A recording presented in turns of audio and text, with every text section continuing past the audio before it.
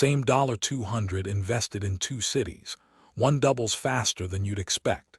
Tbilisi stock market averages 15% annual returns over 10 years. That $200 becomes $810. But most people never invest there because they don't know how. Start with a global index fund instead.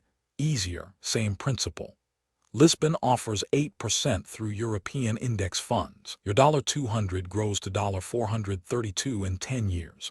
Lower returns, yes, but consistency beats everything. You're still winning against inflation at 2-3% yearly.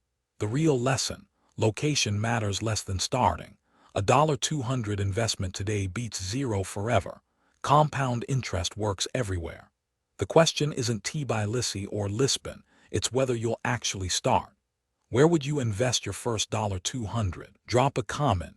Follow for investing fundamentals that actually work.